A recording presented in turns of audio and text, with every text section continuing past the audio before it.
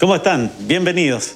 Estamos comenzando La Ciudad Inteligente acá en Ufrovisión, el canal de la Universidad de la Frontera. En una noche de miércoles de mucha lluvia, estamos con ustedes, estamos sintiendo con ustedes este momento adverso de la naturaleza, pero queremos entregarle entretención, información y sobre todo invitarlos a pasar un rato agradable a través de las pantallas de Ufrovisión. Esta noche vamos a estar conversando de un fenómeno que sin duda ha atraído la atención del país.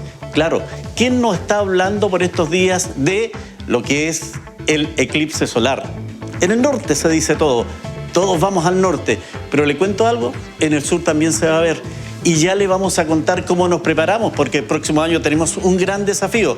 El eclipse solar será centro la Araucanía. De eso y mucho más vamos a conversar esta noche con un gran panel que hemos invitado a compartir este tema. El eclipse solar 2019 en el norte de nuestro país. Y a propósito de esto, nos vamos hasta la región de Coquimbo y La Serena, porque naturalmente desde allá nuestros colegas de la Universidad de La Serena nos han entregado este avance para entender lo que va a pasar el próximo martes 2 de julio. Veamos. Hola, este 2 de julio tendremos un eclipse solar total en la región de Coquimbo. ¿Te has preguntado qué es un eclipse y cómo se produce? En esta cápsula te lo explicaré en 4 simples pasos. Los eclipses son fenómenos astronómicos en los que participan 3 cuerpos de nuestro sistema solar: el Sol, la Luna y la Tierra. Recordemos que esta representación no está a escala, pero cuando estos cuerpos se alinean, se produce un eclipse. Existen 2 tipos principales de eclipses según cómo se configuran estos cuerpos en el espacio: los eclipses solares y los eclipses lunares. Los eclipses lunares se producen cuando se alinean el Sol, la Tierra y la Luna. En un eclipse total lunar, este ingresa en el cono de sombra de la Tierra. Podemos ver que aún hay luz solar que pasa por la atmósfera terrestre, se enrojece y alcanza la Luna, dándole el aspecto que habitualmente se conoce como luna de sangre. Estos eclipses son mucho más comunes de ver porque, como podemos apreciar, cualquier persona que esté en esta mitad de la Tierra verá la luna eclipsada. Por otro lado, tenemos los eclipses solares. Ellos se producen cuando se alinean el Sol, la Luna y la Tierra. Podemos ver que la Luna proyecta su sombra sobre la Tierra. Un observador ubicado dentro de este cono de sombra, que generalmente mide 150 kilómetros de diámetro, verá un eclipse total de Sol. Por otro lado, un observador cerca del cono de sombra, pero fuera de él, verá un eclipse parcial de Sol.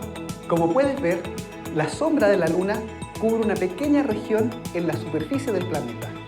Es por ello que los eclipses totales de Sol son menos comunes de ver. Espero que esto te ayude a entender mejor el fenómeno de los eclipses. ¡Hasta la próxima!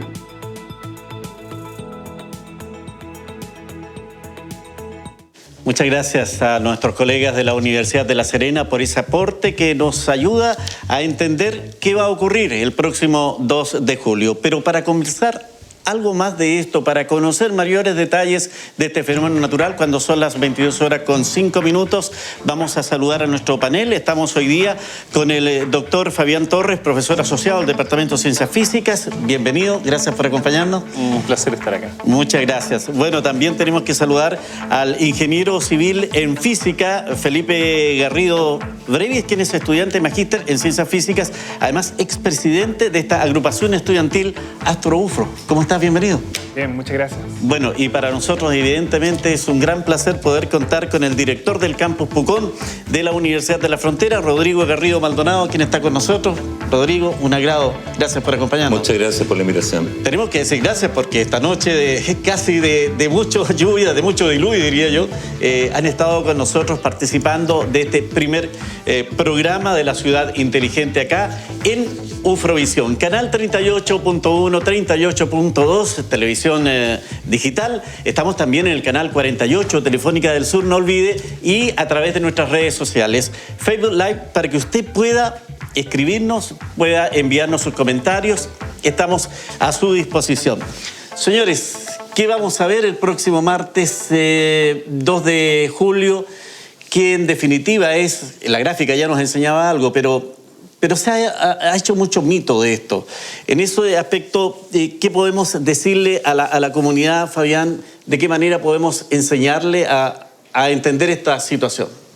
Bien, dentro de la próxima semana, ¿cierto? Se va a realizar se va a producir el eclipse solar que pasa por la zona norte de Chile, pero afortunadamente o agradablemente para todos, gran parte de Chile lo puede observar igual. O sea, no se va a ver un eclipse total de sol, pues sí vamos a tener un cubrimiento cercano al 80% o 70% en la región, si es que las nubes lo permiten.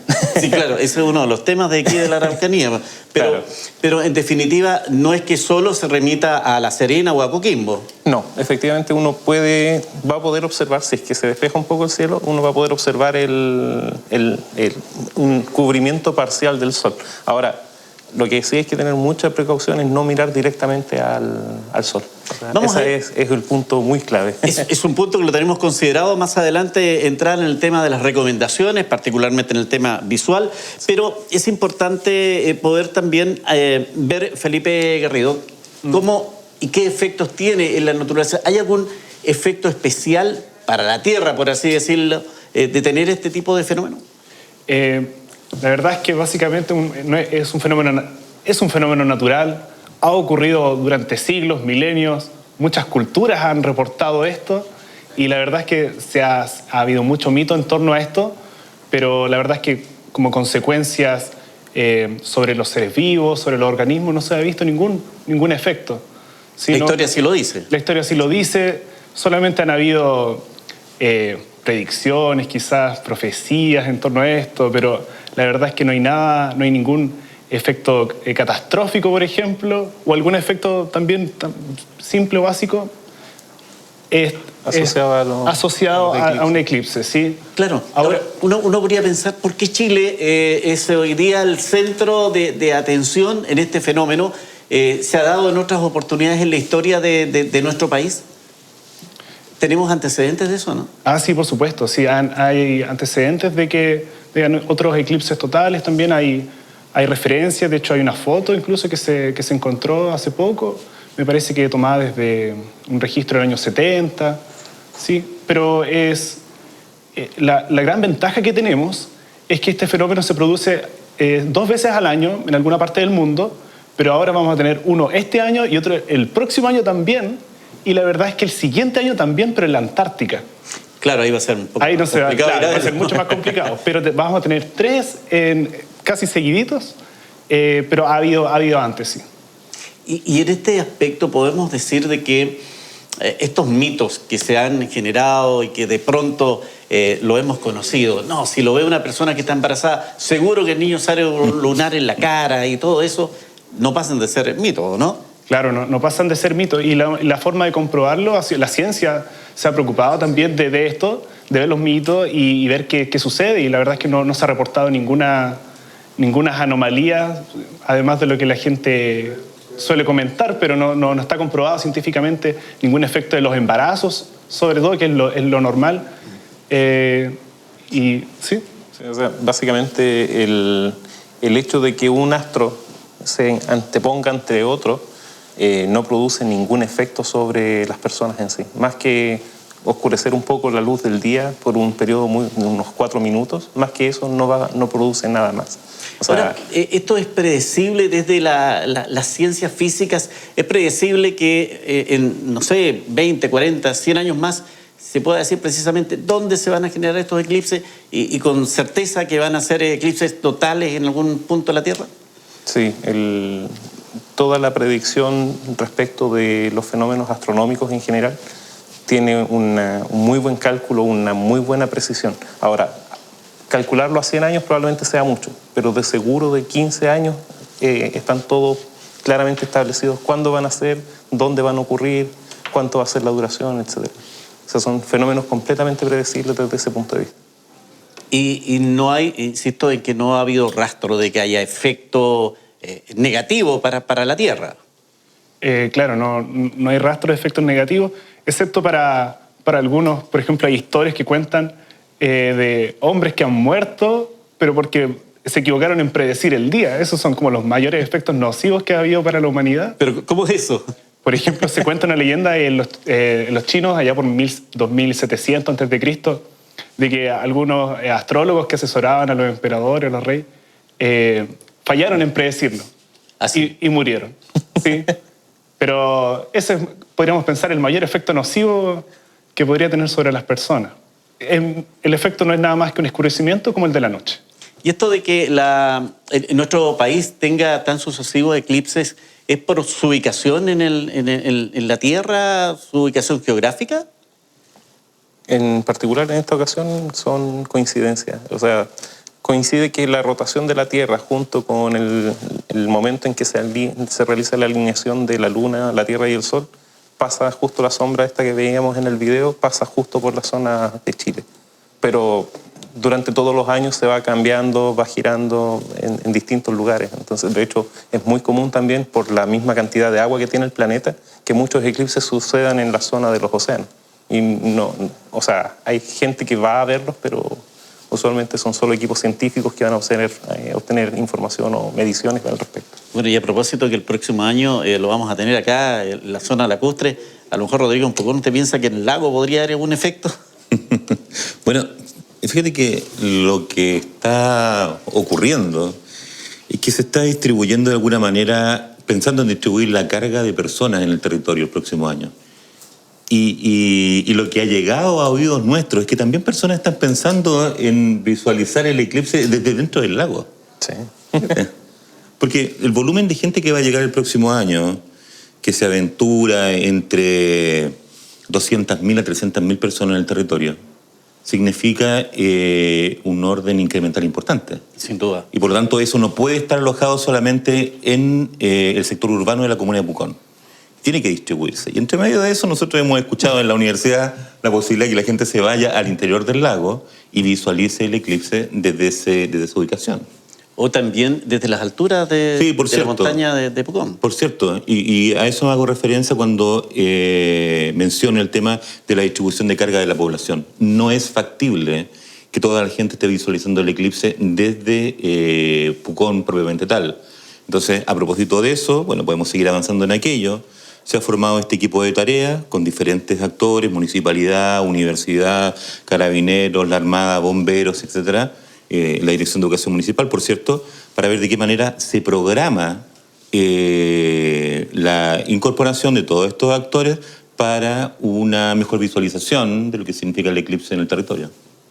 Ahora, hay que tomar en cuenta, permítame una acotación a propósito de lo que planteaban nuestros colegas.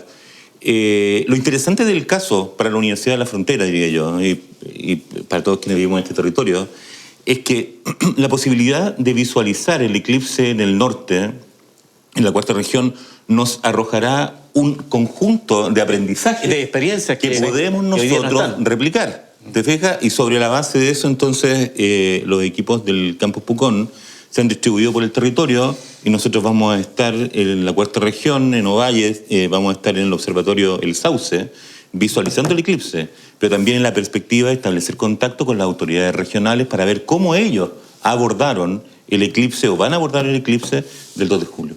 Eso, alguien me preguntaba si es que ya estaba contemplado, por ejemplo, el distribuir lentes o elementos que permitan proteger el tema visual cuando se genere en esta zona este eclipse total. Bueno, el mundo periodístico, digamos, ha entregado con mucha profusión información sobre el eclipse en la cuarta región, no más bien en la zona norte.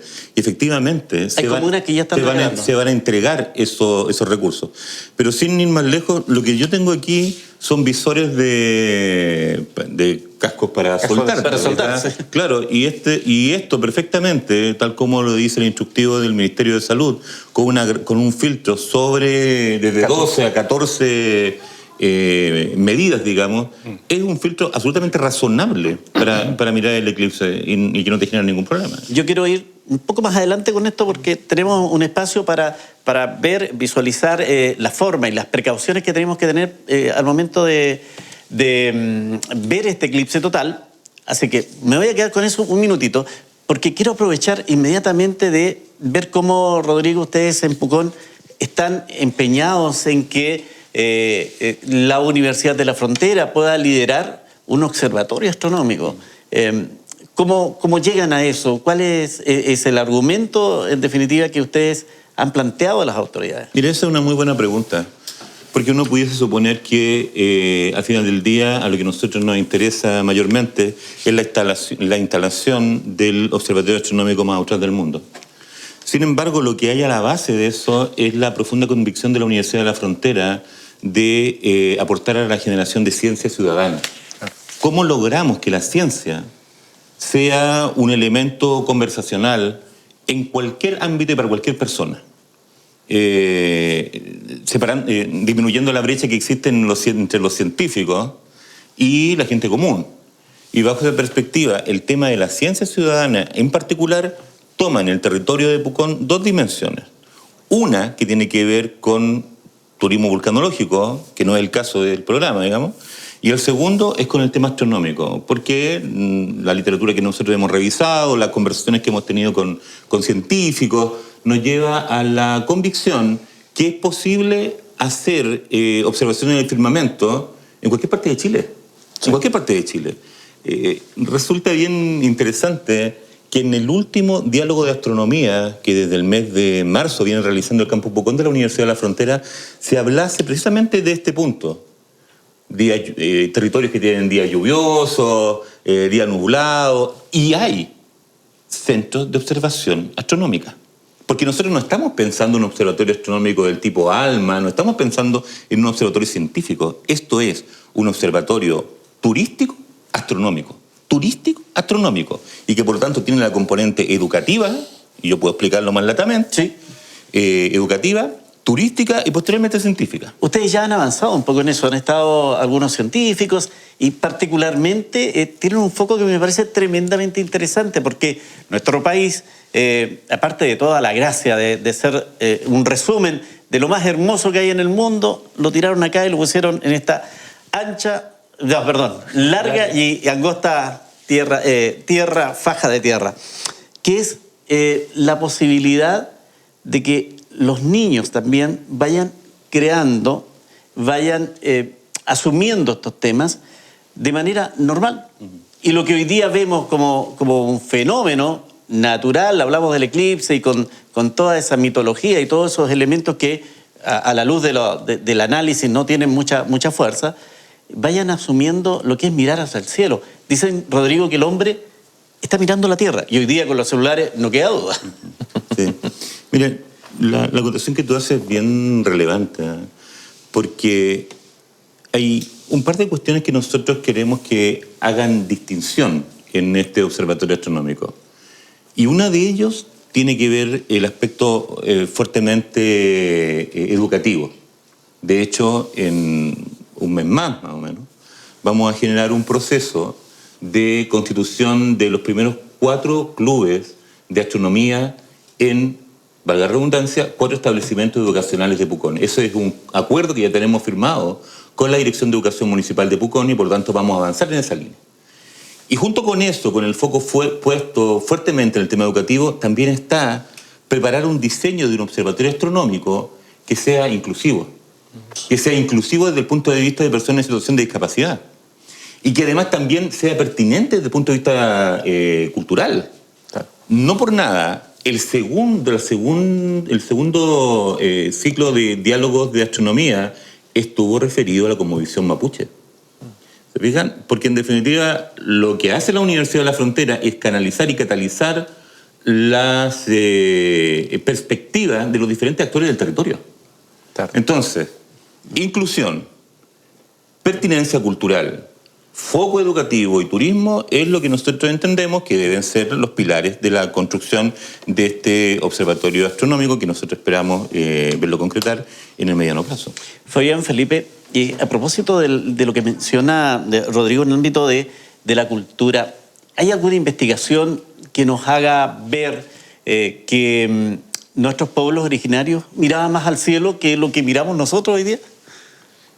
Sin duda, yo creo que nuestros pueblos originarios y pueblos ancestrales siempre han mirado mucho más al cielo probablemente que nosotros lo hemos hecho. Pensemos en las largas noches que tenían como sistemas de referencia. Hace poco tuvimos una charla en el departamento de física sobre todo el tema de la navegación y cómo ha ido evolucionando. Y ha sido trascendental el conocimiento de las estrellas, su posicionamiento, cómo hay patrones que se han repetido. Es realmente impresionante cómo ellos manejaban muy bien la forma de referenciarse con los astros.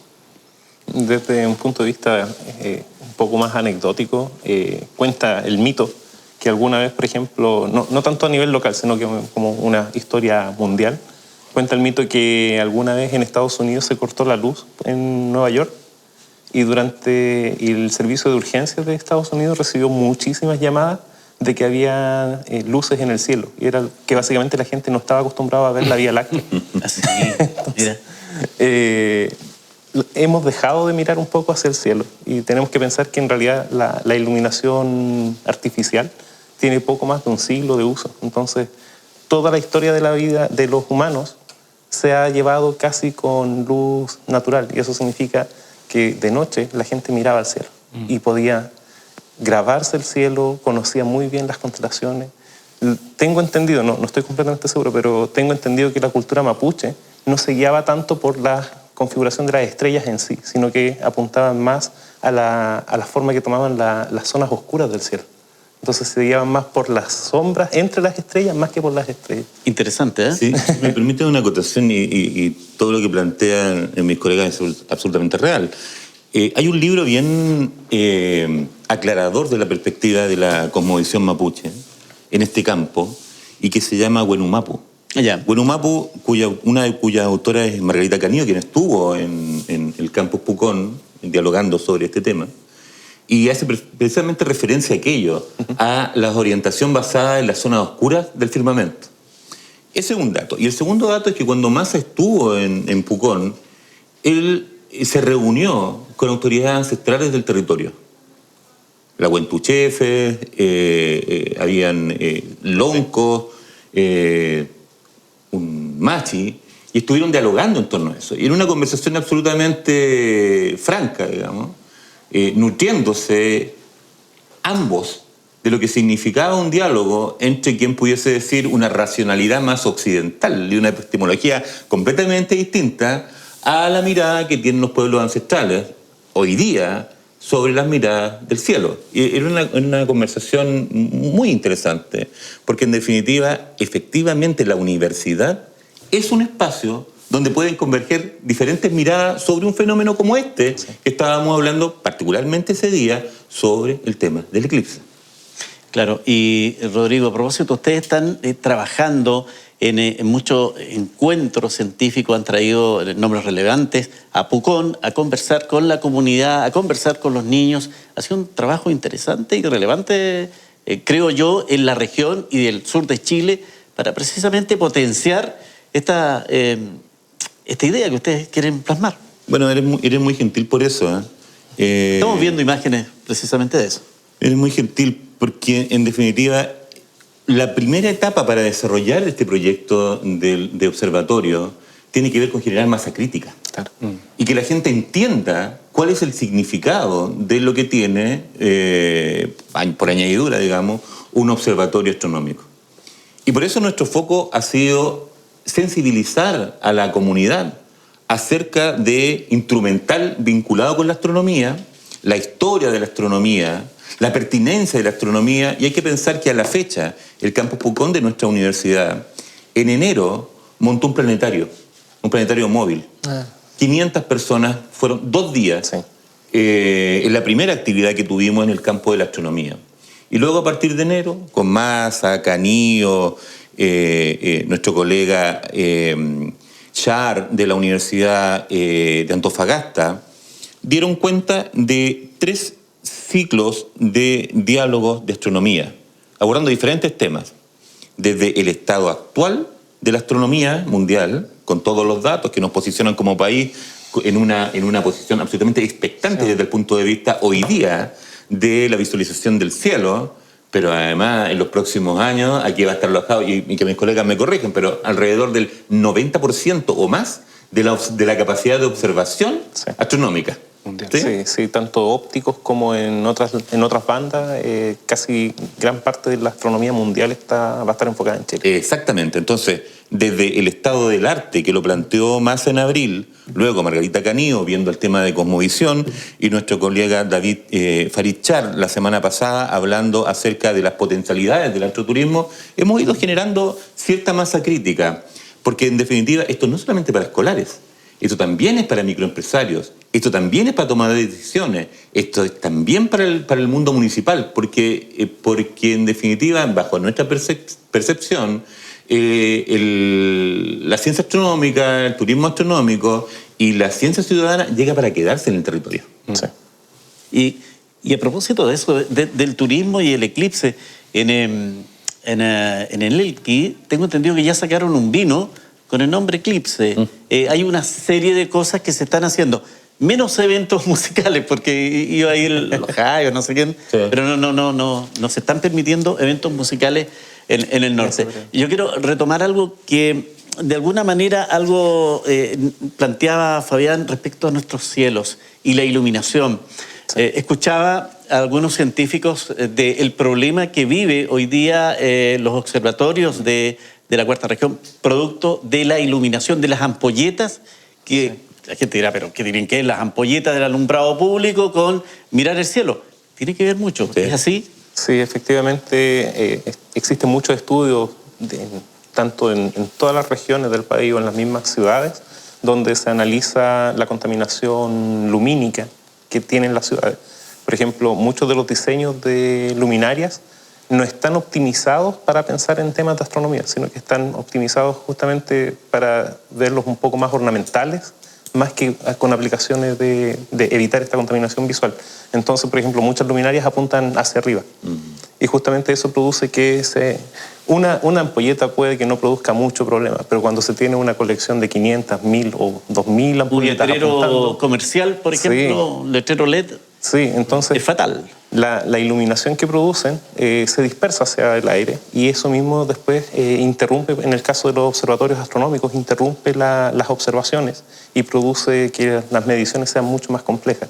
Una de las ventajas por las que se elige en la astronomía Chile es por la claridad y por la limpieza de su cielo en donde están los observatorios astronómicos. O sea, podríamos decir que hay contaminación lumínica. Sí, efectivamente. Se hacen mediciones de contaminación lumínica en las ciudades y con eso se determina cómo se pueden optimizar esta iluminaria de modo de que no interrumpan tanto las mediciones astronómicas. Sobre todo es un problema en la zona norte. Sin lugar a dudas, la importancia de consultar a los entendidos en esto, a quien trabaja en el tema de la ciencia física, es determinante en el momento de una ciudad que evidentemente es reconocida en el mundo por su calidad de cielos y además por sus equipos para mirar y que se le ponga luces que no corresponden. Claro, por supuesto. Yo creo que de a poco vamos a ir concientizándonos, así como ya estamos concientizándonos en el tema de, por ejemplo, eficiencia energética.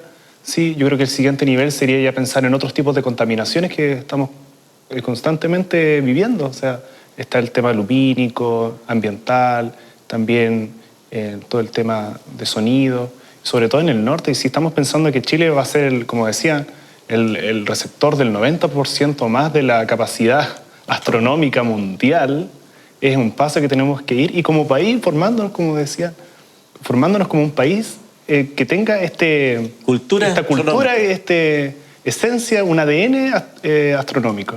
Si me permiten, quisiera aportar un elemento de juicio, ¿verdad? Porque una cuestión es la cosa educativa, pero también hay una cuestión normativa. Sí.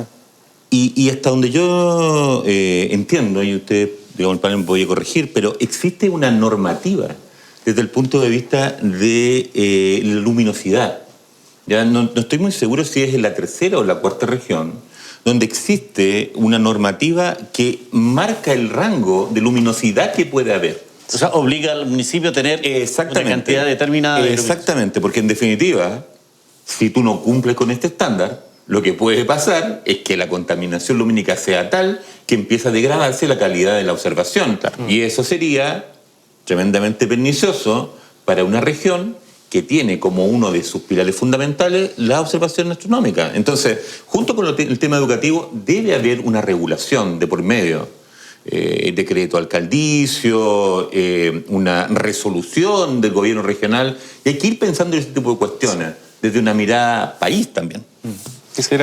Quería contar dos puntos. Si bien el tema de la contaminación lumínica afecta directamente a los observatorios, también es importante considerar lo que dentro de las ciudades la misma contaminación lumínica también afecta a las personas. O sea, una ciudad en donde hay muchos carteles luminosos siempre es mucho más propensa a que hayan accidentes de noche. O sea, el quedar encandilado con las luces puede producir muchos accidentes en el tránsito. Entonces, la preocupación de la contaminación lumínica es importante para la astronomía, pero también en el cotidiano respecto de cómo pensamos las ciudades y cómo estas nuevas fuentes de iluminación, que son mucho más intensas, como las LED o las fuentes continuas de emisión, afectan a la misma sociedad. Son nuevos problemas que tenemos que ir enfrentando acorde va avanzando la ciudadanía.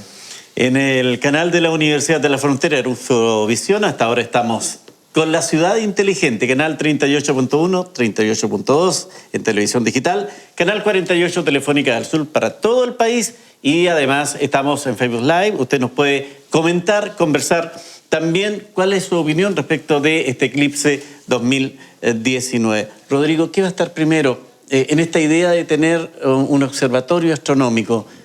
¿Construirlo, concretarlo o ver estos temas, por ejemplo? ¿Qué calidad de iluminación tiene Pucón? ¿Cómo podría regularse también? ¿Se puede hacer una ordenanza municipal? No lo sé. Bueno, esto en definitiva es un proyecto comunal.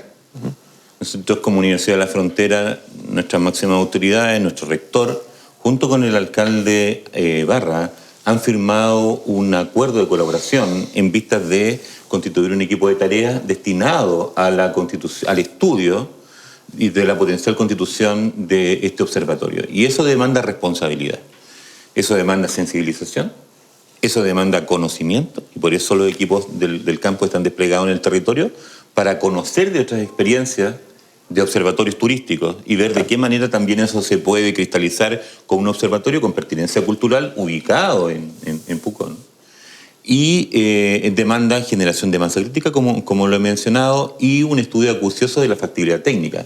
No por nada en los próximos meses van a estar algunos científicos haciendo las mediciones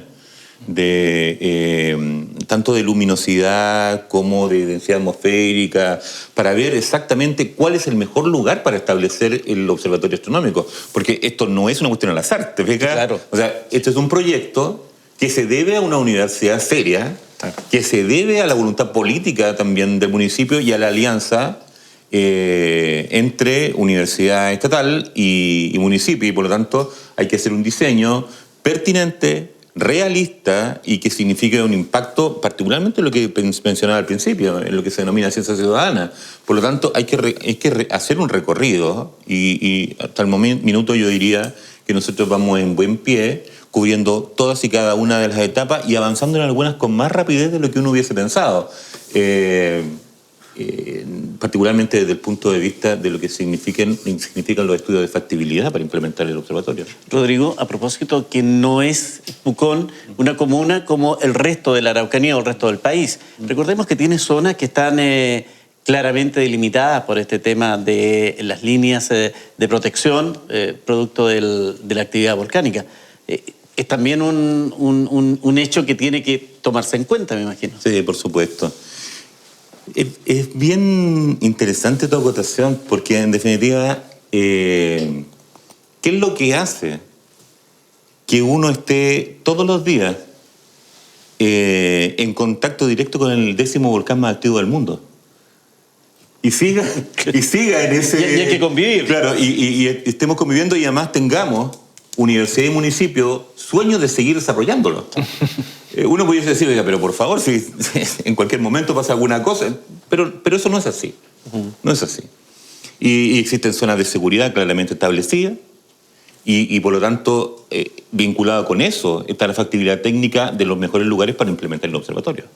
Nada de eso se ha dejado al azar. O sea, cualquier mínimo estudio de sensibilidad Cualquier mínimo estudio de lo que significa una evaluación económica y social de la instalación del observatorio pasa necesariamente por detectar las mejores zonas de seguridad donde puede estar un observatorio, que desde el punto de vista del diseño, lo que nosotros estamos pensando en que existe el observatorio, reitero, turístico, junto con un planetario, junto con un auditorium, y junto, por cierto, con servicios que permitan el acceso de diferente público. Entonces, uno pudiese decir, un recinto científico que tiene su componente de astronomía, como nosotros también esperaríamos que tuviera otras componentes de ciencia. Así es. Interesante. ¿Estará en diciembre del próximo año, no? Por lo menos algo ya avanzado. Esa es una muy buena pregunta y yo no tengo una muy buena respuesta. Para serle franco, no tengo una muy buena respuesta. Lo que yo sí les puedo decir y asegurar es que la universidad está colocando las mejores de sus capacidades para concretar aquello. Claro. Y en eso nosotros no vamos a cejar.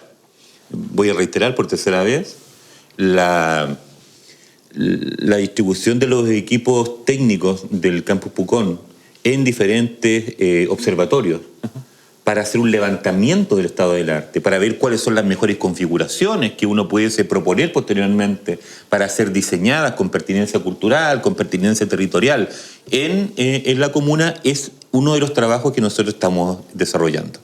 Y por lo tanto, esa es la única respuesta que yo puedo dar. Y porque además también a nosotros nos asiste el convencimiento que esto puede ser perfectamente escalable. Uno puede comenzar, y lo hemos conversado con el profesor José Massa, con un observatorio modesto, con una configuración básica, y luego seguir incrementando hasta lograr el sueño ideal, que significa tener un observatorio como lo hemos ido diseñando. Pero para eso queda. Queda su tiempo, queda su tiempo. Y si hay buenas intenciones, si la autoridad municipal, el consejo, a lo mejor también las autoridades regionales, porque aquí hay presupuestos que hay que también aportar. Las buenas ideas tienen su costo. Efectivamente, nosotros recientemente, de hecho el día de ayer, la Universidad de la Frontera fue convocada por el gobierno regional y la Subsecretaría de Turismo a constituir parte de la mesa público-privada de turismo. Y en una conversación bilateral que yo sostuve con la subsecretaria Salaquet, le hablé en torno a lo que significa el turismo científico. Y por lo tanto, ahí también hay un actor estatal disponible para tener una conversación con la Universidad de la Frontera y con el municipio de Pucón para ver cómo cristalizamos esta idea. O sea, yo no quisiera seguir avanzando en la cantidad de cosas que nosotros hemos hecho, pero sin lugar a dudas, mis estimados colegas, en la generación de redes es un elemento significativo para desarrollar y para explorar la viabilidad de esta solución. Turismo y Ministerio de Ciencias, a lo mejor ahí puede haber buena alianza también. Así es. Bueno, volvamos a lo que es este fenómeno del próximo martes 2 de julio. Alrededor de las 4 de la tarde comienza esto. ¿Cómo lo vamos a comenzar a visualizar? Comienza a bajar lo que vamos a ver nosotros, porque hay que tener atención. Si bien es cierto, Atacama y Coquimbo, 100% completo, se va a oscurecer, va a llegar la noche en pleno día. En la Araucanía va a tener un 70% de visualización de este eclipse. Pero ¿cómo comienza todo esto? Yo creo que comienza con un cielo limpio, ¿no? Con un cielo claro. Claro, la ventaja es que si nos vamos al norte, vamos a tener la seguridad. Casi garantizado, claro. Casi garantizado. Pero pareciera que el meteorólogo no se va a equivocar y va a estar despejado. Sí. Partimos por eso, cielo despejado. Claro. Bueno, cerca de las 4 de la tarde, ¿cierto? El sol ya se encuentra un poco más cerca del horizonte. Por lo tanto, lo que debiésemos ver es que lentamente lo que se pueda percibir de la luna va a comenzar a oscurecer una cierta región del sol, primero una especie de cuña, y posteriormente ya cuando se identifica la zona donde está comenzando a cruzar la luna, después empieza a avanzar lentamente y vamos a quedar con un trocito de sol visible. ¿Hacia dónde tenemos que mirar si en Temuco ponemos como referencia el Cerro Ñelol? Mirando hacia el Cerro Ñelol, ¿hacia dónde tenemos que mirar para tener la perspectiva del eclipse? ¿Hacia el poniente? Sí. Sí, hacia el poniente. El norte, sur, este, oeste, hacia el oeste, ¿cierto? Hacia el oeste. Esto vendría a ser un poco mirando justamente desde la ciudad, tratando de mirar un poco hacia el cerro. Me parece que esa es. Esa es más o menos la ubicación que hay que tener. Y aquí vamos a lo que usted trajo. estos elementos que La son precaución. tremendamente importantes para poder, porque aquí hay una situación clara. El sol con eclipse, sin eclipse, es peligroso para la visión de hacerlo directamente. Por lo tanto, hay que tomar precauciones. Sí, yo quisiera comentar algo sobre eso. Uno de los mayores riesgos que se tienen al observar el sol es un daño permanente en la retina. Ese es un riesgo que está presente día a día. Por eso se nos pide, desde niños se nos enseña que no debemos mirar al sol. Ahora, ese problema no solo lo genera el sol, también en la vida diaria o muy fácilmente uno puede acceder a los sistemas láser. Y los sistemas láser son peligrosos. O sea, existe una normativa que regula los láseres para que no pueda cualquier persona llegar y acceder a ellos. Pero claro, el sistema actual permite que virtualmente cualquier persona pueda acceder, incluso los niños a veces juegan con los láser. Y eso es algo muy riesgoso, porque desde niños están produciendo un daño permanente en la retina.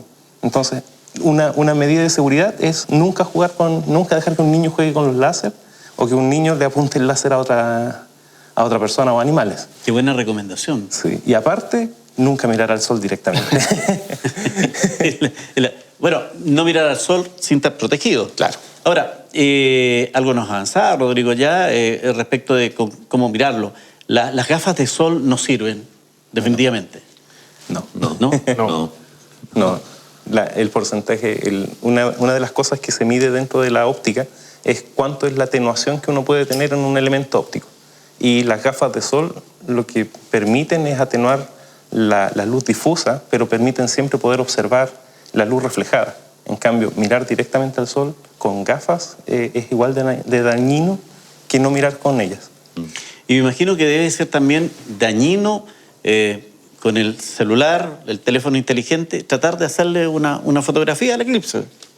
O sea, los sensores de los celulares, si uno los apunta directamente al sol, no son capaces de procesar toda la intensidad luminosa, entonces se termina dañando el sensor. Uno puede intentarlo, pero se va a dañar el teléfono. Entonces, no es menor también lo que plantea. Claro. Si alguien quiere dañar su teléfono, su cámara, hágalo. Claro, hágalo. Obviamente tratar de apuntar, enfocar con el celular hacia el sol y mirando la pantalla no genera ningún peligro en principio. Ahora, si uno lo intenta mirar directamente y enfocar el celular, eso es riesgoso. Felipe, ¿y el uso de, por ejemplo, telescopio, es también complejo? ¿Telescopio? Sí. Por supuesto que sí, mientras no tengan los filtros apropiados, sí. Un uso de telescopio ni por la más remota. La gracia del telescopio es que permite la amplificación de la imagen. El daño va a ser mucho peor. Mucho peor. O sea, hay que contar con los implementos en binoculares, por ejemplo. Las personas, me imagino, que pueden contar con binoculares en sus casas, no ocuparlos, sino los podemos proteger con esos dispositivos, por ejemplo, atenuadores, no hay que considerarlo. Sí, la recomendación del Ministerio era estos lentes que vamos a mencionar posteriormente. Nos va a mostrar. Pero para visión directa, o sea, usándolos directamente, uno tratar de ver a través de ellos. Si uno trata de usar elementos de amplificación, como sean telescopios, binoculares o cualquier otro elemento de ese estilo, estos lentes tampoco son útiles. Hay que tener, como decía Felipe, la instrumentación adecuada para poder observar con telescopios. Muy bien. Hay que ver que esto es un espejo, por así decirlo, un filtro que se usa en las cámaras de... Para soldar. Para soldar. Claro, la máscara. Los cascos para soldar. Tú tienes sobre la mesa el instructivo del Ministerio de Salud. Sí.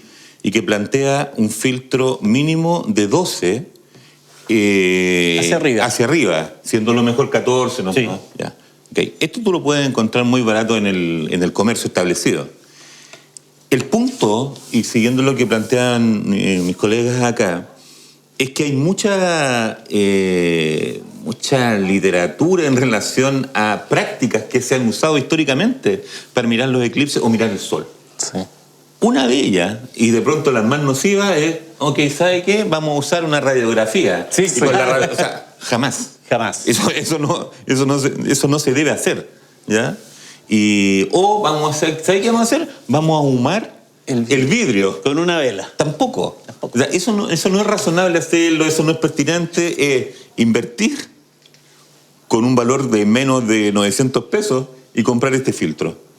o los lentes que se están recomendando por la autoridad sanitaria. Exactamente, los recomendados por la autoridad sanitaria, porque yo, conociendo, digamos, el modelo de desarrollo que nosotros tenemos y la creatividad... Mañana en la esquina de Montt, mañana van a estar... Llegó la novedad. Entonces hay que tomar precaución allí con respecto a ese tipo de comercio, digamos, sí, y el estándar de calidad de esos productos. Porque es, como bien lo han dicho mis colegas, el perjuicio sobre la retina es un daño que no se va a revertir, ¿te fijas? Entonces, ahí deberemos hacer una fortísima campaña de divulgación acerca del uso de dispositivos para evitar ese tipo de daño sobre la retina. Bueno, si llegamos a tener suerte en materia meteorológica, porque debería llover hasta el viernes, según dicen los expertos, y llegamos a tener despejado el martes, hay que entender, y la gente tiene que saber que efectivamente estamos en una condición de 70% de visualización de este eclipse y que mirarlo sin la protección necesaria en nuestros ojos puede tener el daño que ustedes nos están planteando. Sí. Y que es una situación que no es menor. Muy bien. Yo quiero decirles que sé que esto va a ser un ensayo el próximo martes. Lo que va a ser de verdad va a ser en diciembre del próximo año. Y aquí todos nos estamos preparando. La Universidad de la Frontera con esta propuesta de observatorio, nuestros científicos analizando, ellos están viendo cómo enfrentan de mejor manera. Pero las autoridades comunales también están mirando de qué manera enfrentan lo que ya se está materializando en materia de visita. Hay hoteles que ya están con su capacidad copada para el mes de diciembre del próximo año. El alcalde de Pucón, Carlos Barra, a propósito de él, nos entrega antecedentes de esta situación que vive, como él dice, la capital del turismo en nuestro país. Y Pucón ha sido declarado la capital del eclipse. Es una situación muy importante porque va a ser el lugar donde mejor se va a ver y por más minutos. Entonces, estamos preparándonos para eso.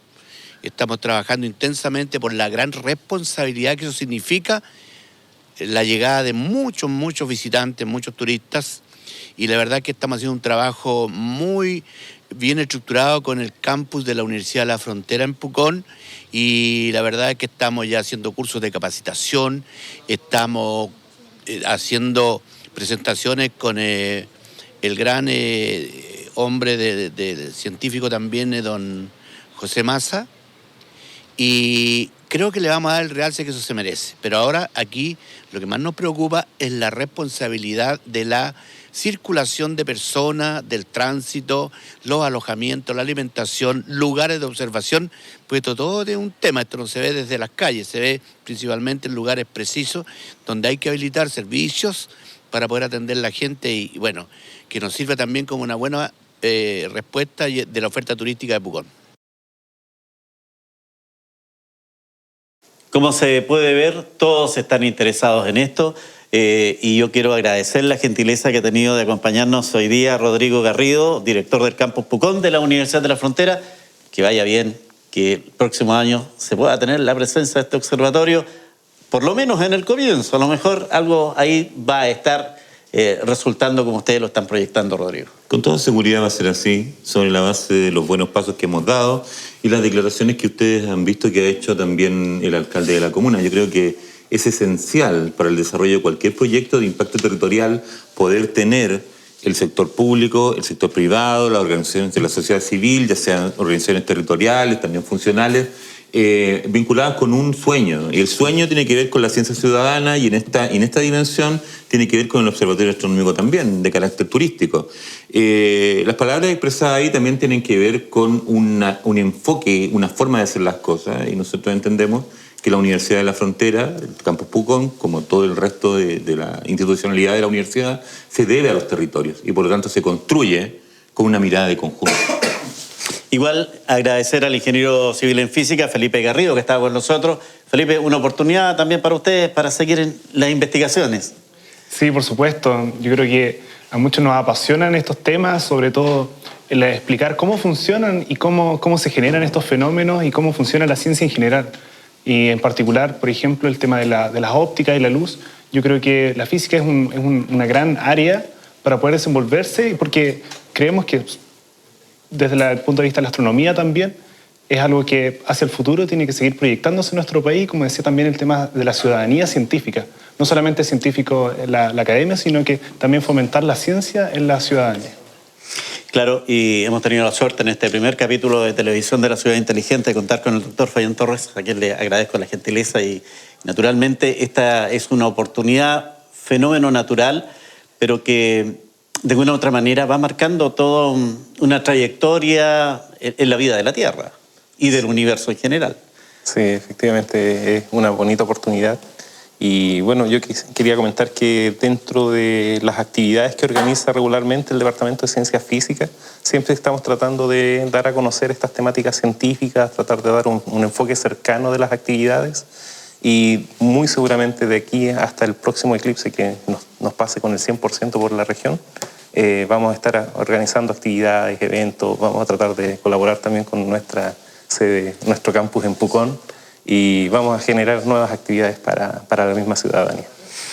Bueno, a mí me parece interesante esto porque hoy han estado con nosotros académicos, doctores, gente que está vinculada al ámbito de las ciencias físicas. Y claro, en definitiva, lo que hoy día hay y queremos compartir es saber si, saber si la música de alguna manera ha inspirado a compositores, a poetas. Hoy día está con nosotros el tenor Daniel Farías, a quien le agradecemos la gentileza. Bienvenido. Gracias a usted, Miguel Ángel, por invitarme una vez más. Una vez más. ¿Qué me dice? Estos fenómenos del sol, de la luna, ¿cómo han influido en la música, en la creación artística cultural? Ha influido tremendamente, bueno, dentro del área clásica, a través de la ópera La Flauta Mágica de Mozart, que se hizo también el año pasado ya, en el Teatro Municipal de Temuco. Los personajes principales de esta ópera, que son la Reina de la Noche, ella es la representante de la noche, de la luna, y también está Sarastro, que es el representante de los poderes positivos, de la luz, del sol. Y no solamente en la ópera, sino que a través de las matinatas, a través de la música italiana, la música popular, un montón. Pink Floyd, El lado oscuro de la luna, los Jaivas, Mira Niñita, Juan Gabriel, la Violeta Parra, Víctor Jara. Un montón. Mecano con El hijo de la luna. Gran tema. Sí. Y los italianos en particular han tenido una especial forma de vivir la vida. Y a lo mejor en la mañana es donde más se inspiran. Bueno, así que estamos de noche, pues nosotros aquí somos jóvenes en la noche. Y tal cual como los italianos lo hicieron en su época también, con la música napolitana, con las arias antiguas italianas, y ahí salió una de las arias más famosas de la historia de la música occidental, como es el O Sole Mio, que además, después de hacerse famosa a nivel mundial, también hizo una versión Elvis Presley, también la grabó en inglés, y haciendo un estudio también de la vida de Elvis, fue una de las cosas más enriquecedoras para él artísticamente poder haber dado un agudo de esa magnitud. Así que una de las cosas más importantes y una de las áreas más famosas, más populares, es el famoso O Sole Mio, que, si usted me permite, hoy día voy a cantar para todos nuestros amigos. Para nosotros es un placer poder tener en este primer capítulo al tenor Daniel Farías. Pero adelante, por favor, vamos a instalar la condición para que él pueda entregarnos su canción. Con la música inspirada en este fenómeno del sol, en este eclipse, que esperamos que el próximo año también tenga esta difusión, esta entrega de difusión mundial, y donde vamos a ser la capital del eclipse chileno en el sur de nuestro país. Nos vamos con un saludo cariñoso para todos que hoy día de alguna u otra manera la están pasando mal. Las condiciones climáticas han sido muy, muy complejas y naturalmente estamos con ustedes. Vamos a seguir compartiendo, esperamos todos los miércoles, con la Ciudad Inteligente. Señoras y señores, tenemos el agrado de dejar al director del coro de la Teatro Municipal de Temuco, el tenor Daniel Farías. Y del coro de la Universidad de la Frontera. Y del coro de la Universidad de la Frontera, También. de nuestra universidad. Estuvimos cantando ahí para nuestros amigos de Pucón. Vamos, por favor.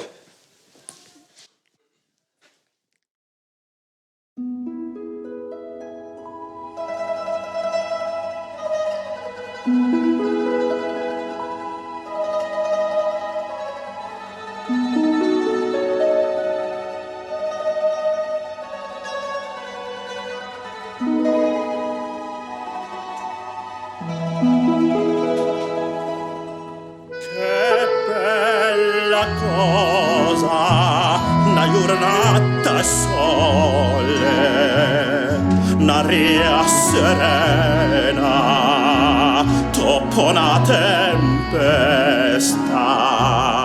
per l'aria fresca, un'aria serenita, che bella cosa, una giornata e sole, ma tu sole, che io bello in me, oh sole mio, stai fronte a te, oh sole, oh sole mio, stai fronte a te, stai fronte a te.